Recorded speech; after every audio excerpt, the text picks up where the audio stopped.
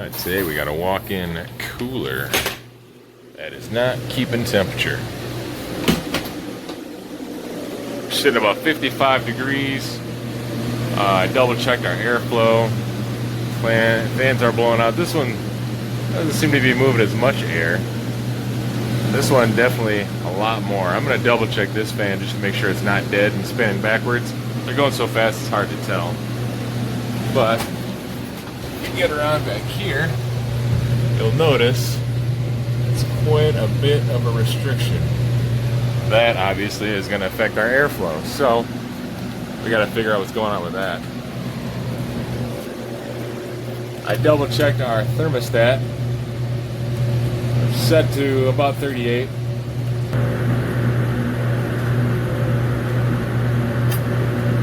Alright, clicked right about there.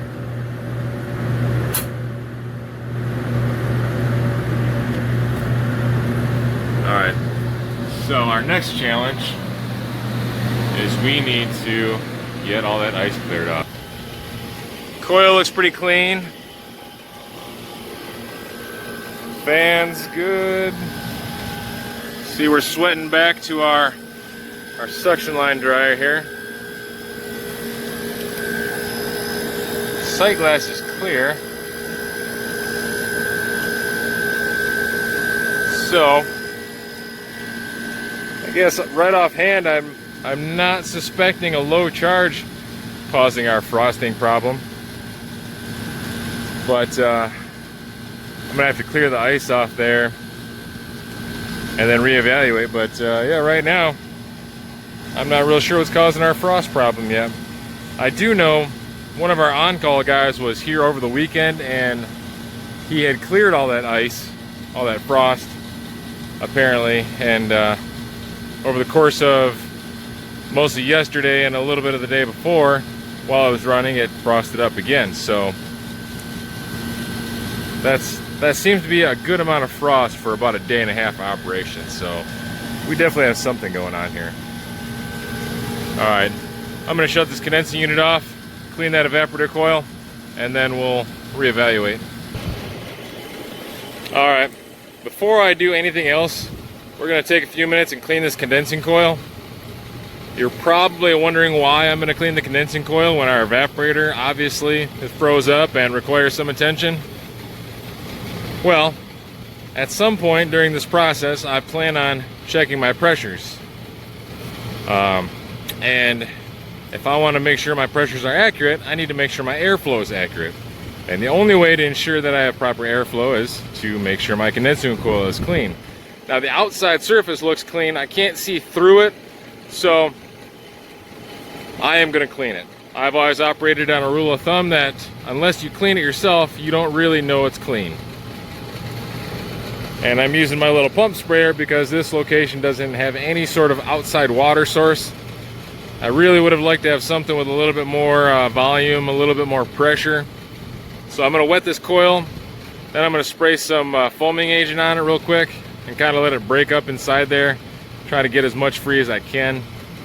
Once I get this all clean, I'm going to take this pump sprayer downstairs and we will get that coil thawed out, and I'll take you along for the ride and we'll see what happens. All right, guys?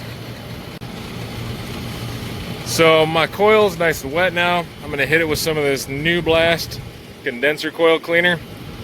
I haven't really used this a whole lot. It does have a nice, pleasant, citrusy smell to it. It's not a foaming agent like I thought it was, but I mean, it's got a ton of pressure, so it's really getting inside that coil. I'm getting a little bit of brown stuff flowing through there, but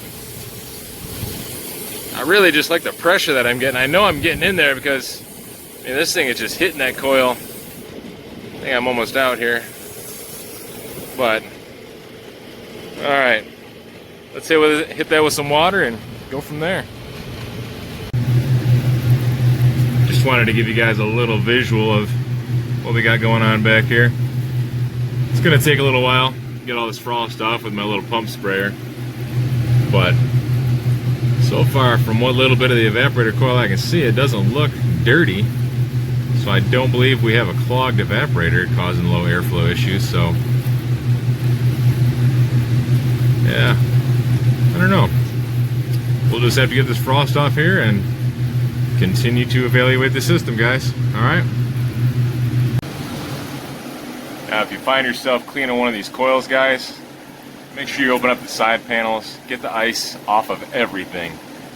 If you don't, you'll be back out in a couple days because that ice will spread.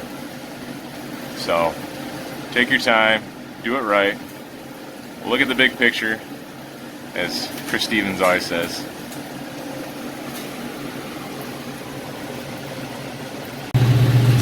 Alright guys, I don't know if you can hear me because I still have this evaporator fan going. I like to keep the fans running sometimes. It helps melt the ice a little bit faster all the way through the coil. But if you look at that, our evaporator coil looks pretty dirty. So I'm going to go ahead and say that we froze up because there's a majority of this coil is just plugged up, so you can't get a whole lot of airflow through this coil. Some of that down there I already cleaned. Just this corner right here I just got over to. So I'm going to hit it with some foamer and we're going to scrub it out and clean it.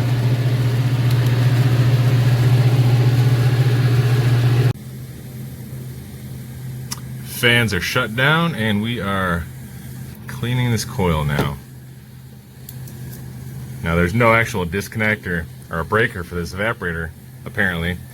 I couldn't find it in any breaker panel, so I just had to disconnect a hot lead, go into the evaporator fans to turn them off for now, but oh well. Sometimes you gotta improvise, guys. In the field engineering is what some people call it. Yeah, we're starting to look better already. I just got some foaming agent on there and kind of rinsed it off now. I scrubbed it a bit. I'm gonna rinse it off, probably give it another scrub. I can see a little bit of gunk still left on there.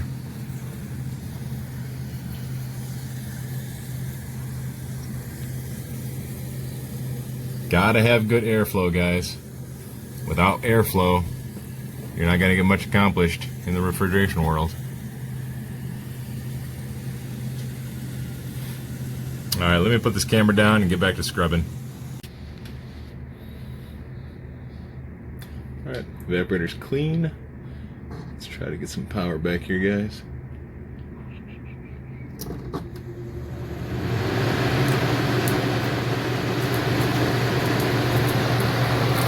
There we go.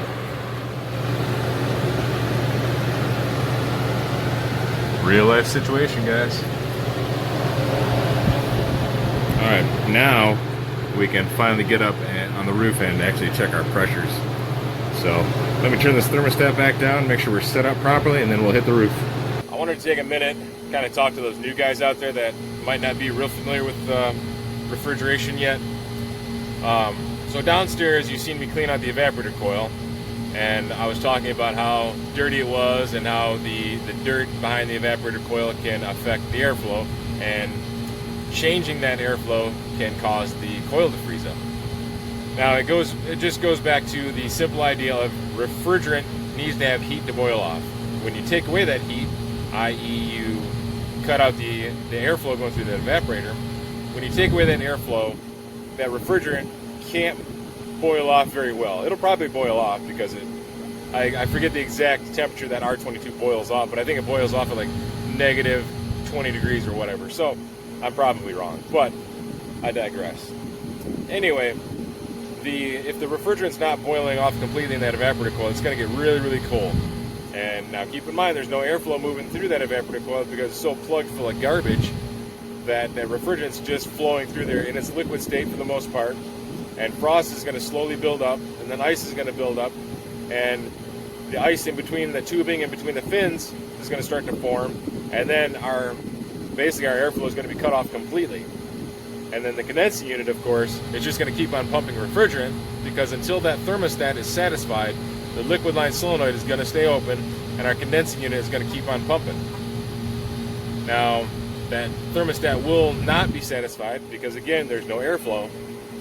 And since there's no airflow, the box is just going to rise in temperature. It's just naturally going to rise in temperature. So you have to make sure you have airflow through that evaporator. If you ever go out to a unit, it's frosted up, clean the frost off, take a good look inside the fins of the evaporator coil, get a brush in there, dig around, shoot some nitrogen through there, some foaming agent, whatever you got to do, get it clean. Make sure you have spectacular airflow through that evaporator before you do anything else. So, with that being said, guys, let's get these gauges hooked up and move on with this call, all right?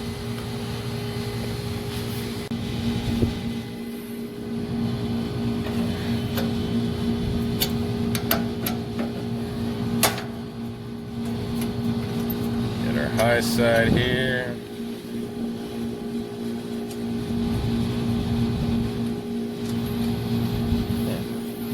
I can actually hear this one leaking.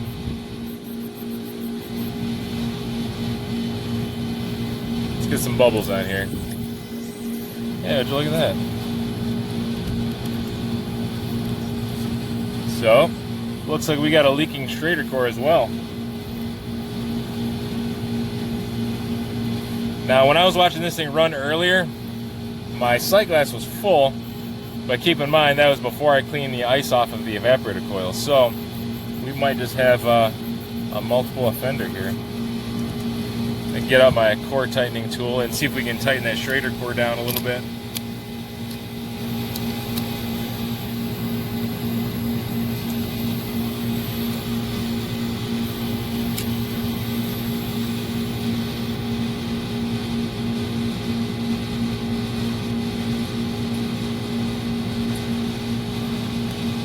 Alright, I don't hear it anymore. Let's see what the bubbles have to say.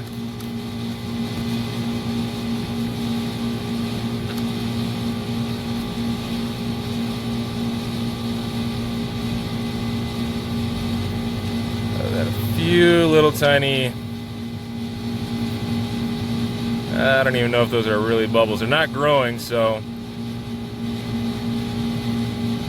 Yeah, I don't think we have an issue with that, so...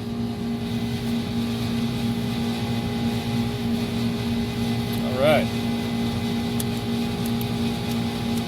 let's get connected. Let's see how everything else looks.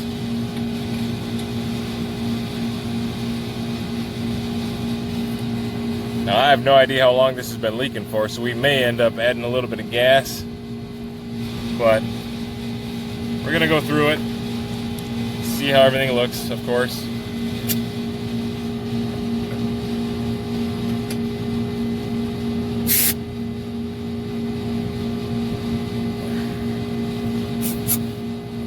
Forgot to purge. I like to purge it.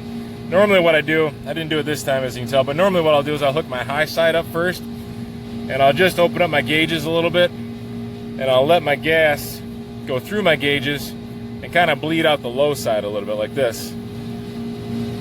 Alright, my gauges are open, so you're going to hear some R22 bleeding through this low side now. Hear it? There we go. Now, my gauges are purged. I close my gauges off. Open up my low side,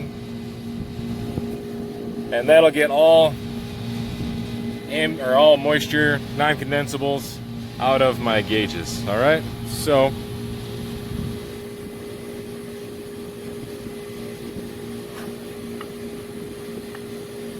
if I hit the right button, they'll come on. There we go.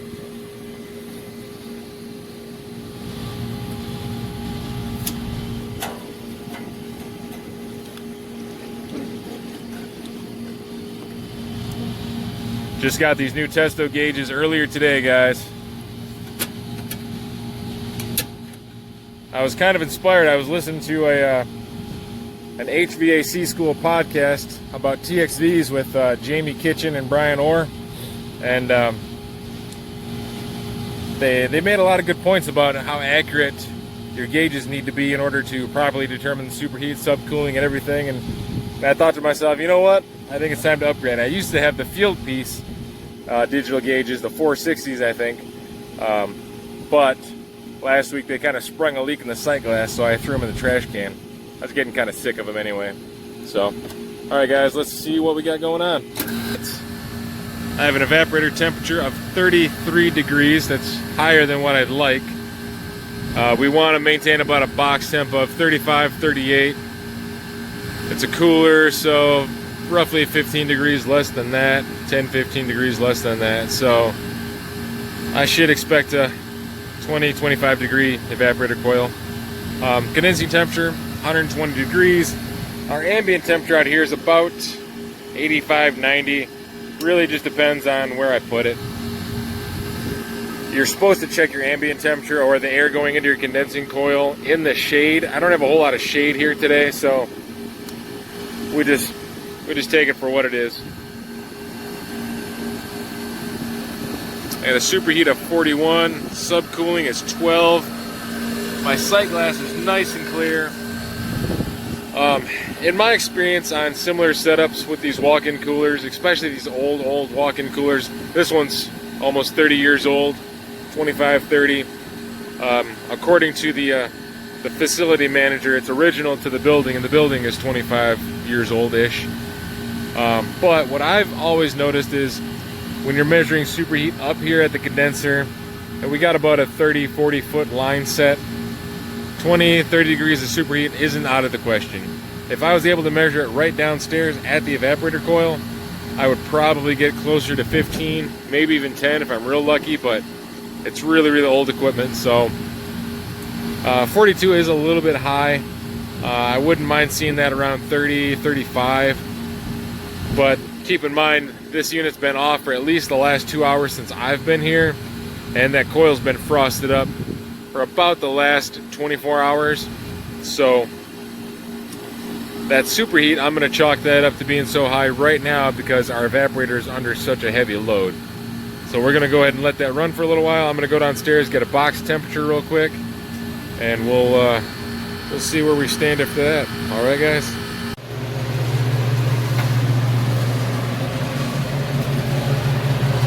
All right, 51 degrees. So, got a little bit of a ways to go.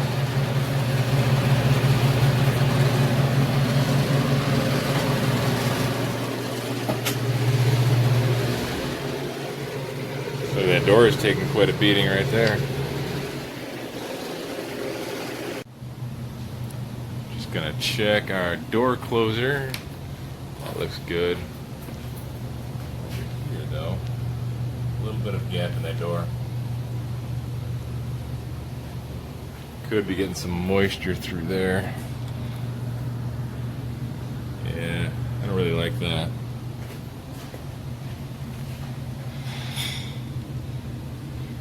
That side, not too bad.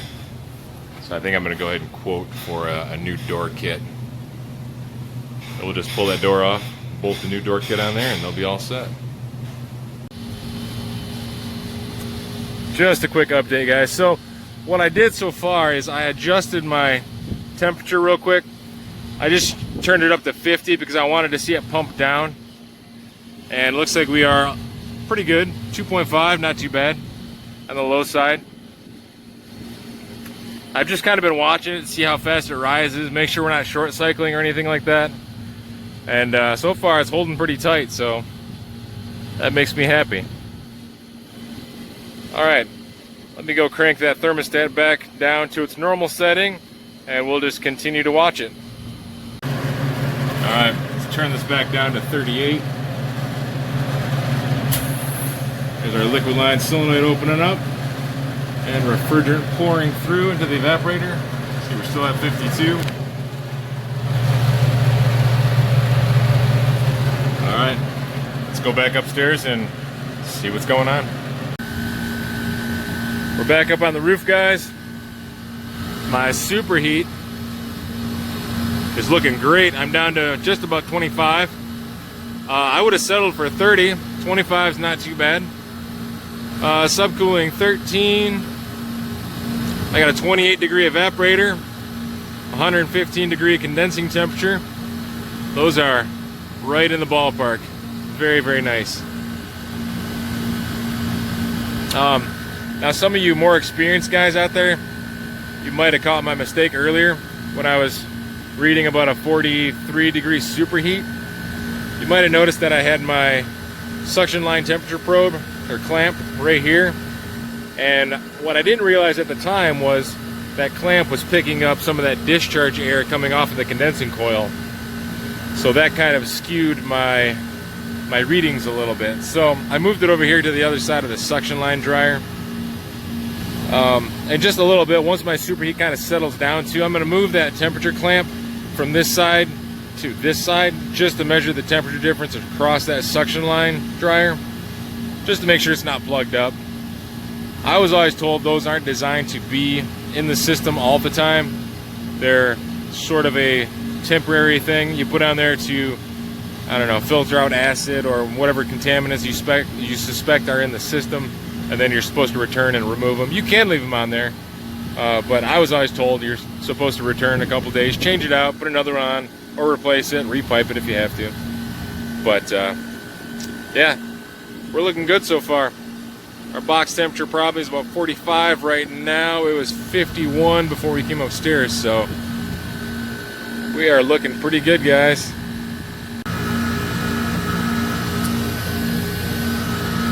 There is our suction line temperature, and we are before the suction line dryer. Let's move this over to the other side of our suction line dryer. Now we were at 54. Now we're at 54.5. Rule of thumb, 3 to 5 degree temperature difference. Anything more than that, you're going to want to change that dryer.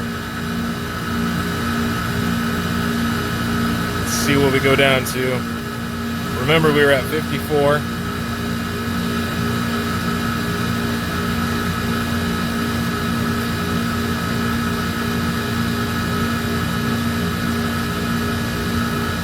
So 52, it's probably going to level off around 52.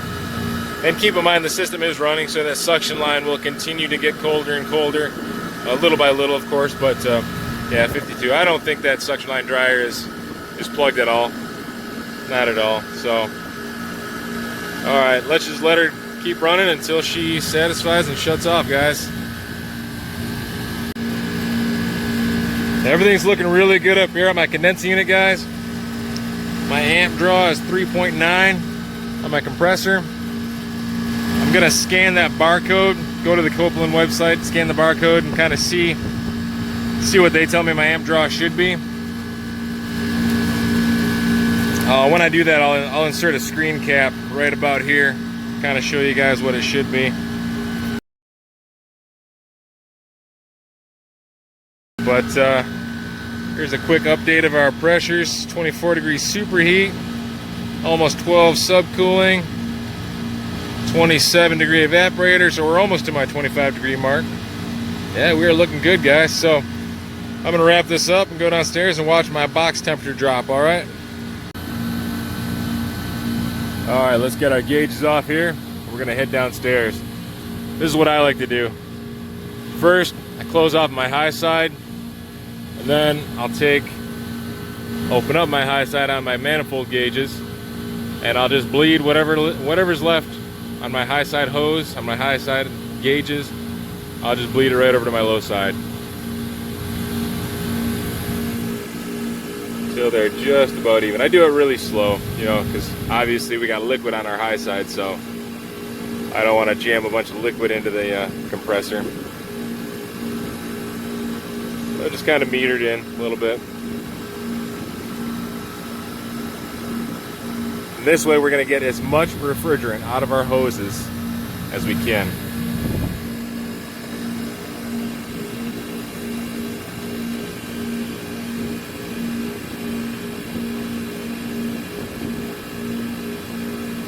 Seems like the wind's picking up out here. All right, that's pretty good. Close that off. Close off our low side. Pop this off real quick. Do this without burning our fingers off. If you got a quick release, make sure you got it on your high side. All right, that's how we disconnect gauges. All right, 45 degrees and dropping. Still looking good. It might take it a couple hours to get down to 35 because all this product has been at 50 and 60 degrees for the last 24 hours. So Alright guys, that's all for today. We'll see you on the next one. Like and subscribe.